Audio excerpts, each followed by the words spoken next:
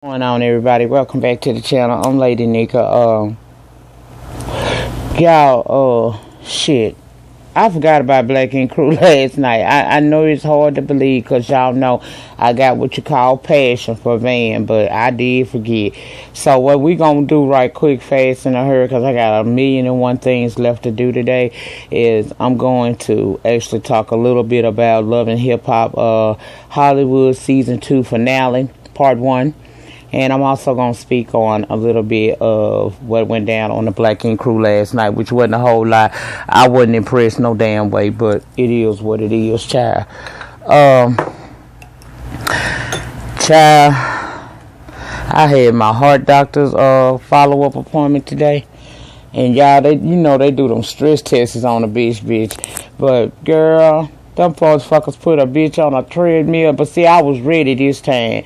But I wasn't ready for the speed changes, you understand what I'm saying? But I did persevere, and everything is all good with the tickle. So, all glory be to God for that.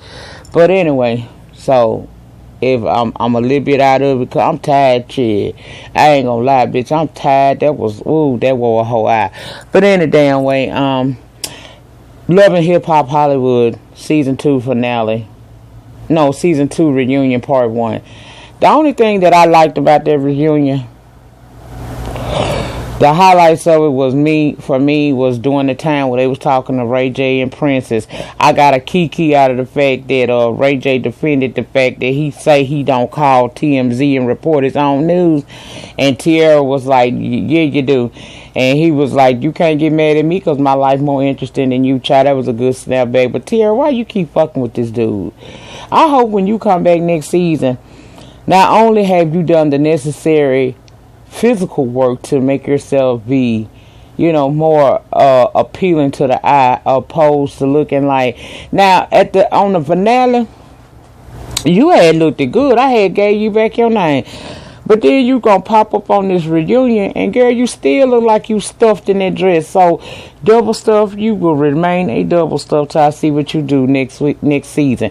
And when you come back next season, please be done did the necessary work with your body to be able to, look the way that you feel comfortable looking. And also, could you please focus on your career? And stop focusing on trying to be involved with what Ray J got going on. Because this is the second season. They done really made you look like stupid. You did all that conniving. And at the end of the day, the girl got the man, the house, and the ring. Girl. Hey, girl. I don't know what to tell you. Then they get to talking about Monique's child.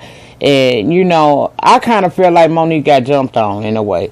Because even though we do know Monique is a bad parent, Monique do have love for her child. But see, when you come from a fucked up background, and you never address those issues, then that's what tend to happen. It's a generational cycle of motherfuckers just being fucked up, okay? But I didn't feel that it was necessary to attack her. And that little clapback that they allowed Princess to do, where she actually said the girl didn't have nowhere to stay and all of that shit, I ain't think that was cool either, because it was another way you could have handled that. All you had to say was, girl, I got my man, my ring, and we live together.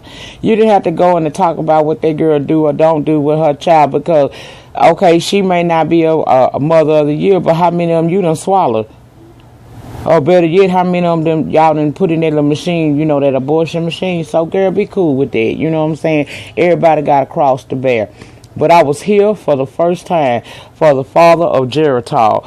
That would be Rich Dollars, when he stood up and said that Monique will always have a place to stay. And and let me tell you something what that did to me. Everybody on that stage that should have amen that girl had something going for herself, at least a place to stay, should have been Fizz. But Fizz didn't do amen the shit until after Nina asked her, and that was after Tierra and Rich had stood up and said that girl got a place to stay, and even if she didn't, she'd always have a place to stay because I'm rich. And I was here for Rich in that moment. Damn, he may be a creep, but damn, at least he know how to be a gentleman when he want to. And for all of those who were saying, how Rich Dollar's gonna take care of her. Apparently, Rich got something going on because he's motherfucking ass staying on our TV. Now, his music thing might not be all of that, but this motherfucker got something going on, okay? So stop, y'all, cut this shit out. We don't know these people net worth for real. We don't know what they got going on in the background. And like I said, he on TV and we ain't. I'm on YouTube, so I ain't got too much to say negative about that man. I swear, I thought I got rid of all of them yesterday, but I guess I didn't. I still got a gang of fruit for the holidays in there. But yeah, I was here for that.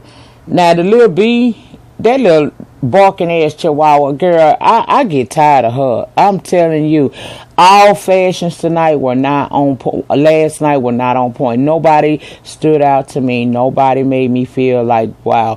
All of them look like, you know, it kills me how these hoes beat their face to the guards to be on scenes of this show. But when it comes to the reunion where you really supposed to represent, y'all come in here looking like a bag of rainbows and a bag of H&M. I can't understand. I can't understand if you're supposed to be somewhat paid bitches. Why y'all look like that? Y'all didn't put nothing on. Even a bitch like me would have been sharp. I mean, I might have had a fucked up ass storyline, but a bitch at least be look good with your shit. Be like Marlo. Marlo gonna look good no matter what you fucking saying about her. But they need to take a page out the book of Marlo on them fashions, because y'all look broke to me. Everybody looked broke, even Nikki. Then we got a scene where she up in there talking about, basically she was trying to tell us on the low that she really ain't with Fizz. Talking about she told Fizz that she didn't think she wanted to be in a relationship because her brother passed away earlier this year, and she went to crying and carrying on and shit. And then here come Lil B yet again up there on that stage. Now Lil Fizz was there, he had that. Here you come talking about, oh, let me hug her and it's gonna be all right. So the girl found out that she couldn't get your ass off of her, decided, I'm gonna go backstage. Maybe this bitch will leave me alone and let me gather myself. You sitting up there talking about Fizz gonna be right here waiting for you. Girl, you need to worry about your own relationship that you got with this man, because they're jumping in his face and cutting a fool and all that stuff you did all season long. I don't know if you did that trying to solidify you a spot for next season, but it really didn't come across as that. Came across as kind of pathetic, and I really wasn't here for it. Talking about if she wouldn't have been in her, if she'd have had her shorts on, she'd have jumped on top of that car. So you'd have further embarrassed yourself, okay? Then we find out that Omarion and April ain't there because he tired from being on tour. Okay, whatever. Y'all didn't have a big storyline on this season, so it didn't make me one bit of difference that they wasn't there. Who else was on that beach last night? I didn't like the fact that when Monique went to talking about her situation and how she parent Brandy and Amber, and everybody wanted to jump into that. That wasn't your moment to speak, okay? It don't matter what kind of opinion you may have. Sometimes your opinions are best left unspoken. And that's something that I have learned over the years. Just keep your opinions to yourself. You do better. Obviously, the girl got issues, okay? So, y'all not her friends. She not going to take it as y'all are giving her friend advice. She going to take it as an attack. And next week, we going to see the rest of how that shit went down. But, did I get that motherfucker? I sure was trying to, y'all. Anyway, I ain't hear nothing too much from Shonda and Willie. All they was asked was, do they wear rings? And the damn girl said, Shonda said no, because, you know, it's like a gravitational pull for the thirsty hoes. They want to go after the man with the wife in the damn way, so whatever. We talked about Amber, Miles, and Milan's situation. I, at this point, have nothing else to say about it because we don't know what to believe. I hope when it all comes said and done, and it does eventually come out that this was somewhat real. But judging by how Milan act, child, please, I don't know what to believe. I really don't know what to believe in a situation like this. I can't say this much. I found it to be very disheartening, you know, if it was a big lie. I don't get I don't get it. I just don't get it. You got her sitting up there looking extra manlish, talking about he hurt her and, you know, he was like a father figure to her child. And now my thing is this: if that man was good to your daughter, why does his sexual orientation make him any less thereof? A good man, it's plenty of kids out here being raised by gay men who turn out just fine. What he do in his bedroom does not have anything to do with his parenting skills. So I don't like that, you know.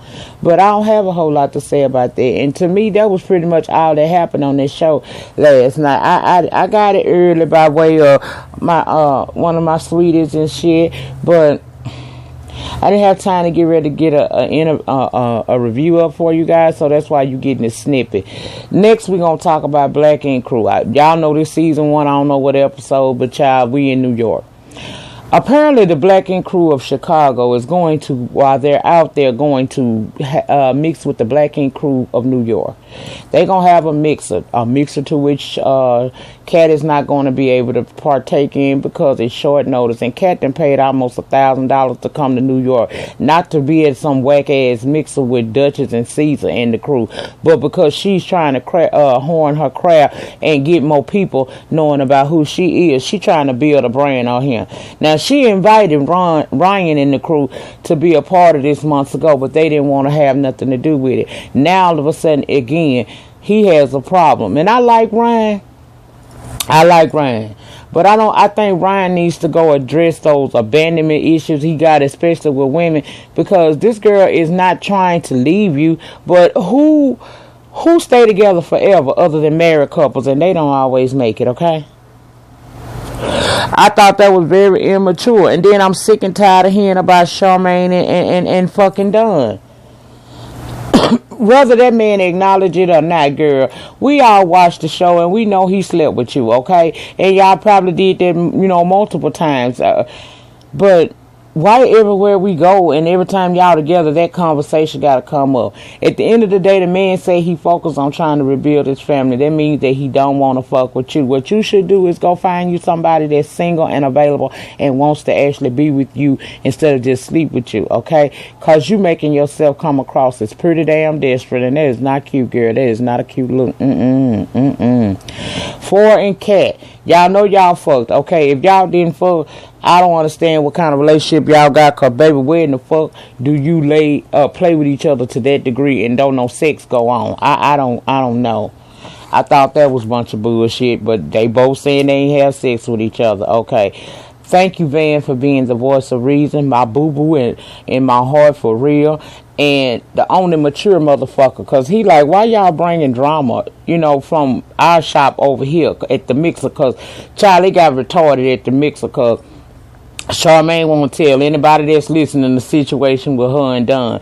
And I wasn't here for that. Girl, why is you still talking about that? That man don't want you. He wants your puss. If you trying to get him anything outside the puss, he don't want to hear it. And aren't you tired of walking up on this dude, talking shit to him, and you see how crunk he get? Girl, I think the only thing that's stopping you from catching a coon eye is the fact that them cameras is rolling, because he got 1-800 choke that hole in him. Keep playing, girl. Keep playing. Kat, keep on doing what you doing, girl, because you got to make your own way in this world. You can't forever be under the 9mag shield. I don't think that you removing the 9mag banner and placing your own up there was wrong, because you gave the 9mag crew the opportunity to be a part of this. They didn't want to. So just because they show up in the 11th hour to support you don't mean that you got to make it all about y'all, because in truth, they asked you. So, you know, hell, child, we are brothers keepers, but we can't just, you know, you can't spend your whole life under the thumb of 9mag. Yes, be loyal to your people that helped you and help you get to where you are today. But you don't owe him your entire career. If you want to be a shop owner one day of your own, or become more known in the tattooing industry, then you have to do what the hell you got to do. And if Ryan can't understand that, then he needs to go seek therapy. That's what I have to say about that. Told y'all it ain't gonna be long, honey. Those are the highlights of Black Ink Crew and Loving Hip Hop Hollywood Season 2 Reunion Part 1. I'm sorry if it wasn't what you all, you know, I didn't get more in depth. Maybe next week when they give me something, I'll give you something. But in the meantime, in between time, please like, comment, subscribe. I'll see you next week. Well, I'll see you tomorrow. Tomorrow, be watching my channel because there's a giveaway. I have another giveaway this week of a book. So watch my video tomorrow. At the end of that video, I will announce what you have to do in order to win yet another download from Kindle. You all have a wonderful day. Get you some motherfucking rest, bitch. Because these holiday times is stressful. And I want to see everybody do well, including my damn self. And thank you to everybody who donated to the love offering. That was very kind. I was touched beyond words last night. I almost broke down crying on Sean's ass, but I appreciate that. You know, just to think I've been down here less than a year and y'all like me enough to, you know, come out of the pocket just because, you know, I appreciate that. And it will aid in making a difference in my life for those of you who may have wanted to know. A bitch ain't rich. She need every little bit she can get the help. And I just want y'all to know that I thank you for everyone who donated. Those of you who donated should have received an email by this time from Sean Bradley letting you know that you will be entered in the entered in to possibly be the next person to receive a love offering. The next one will be February 2016. Again, in the meantime, in between time, please like, comment, subscribe. I'll see you guys tomorrow. Peace.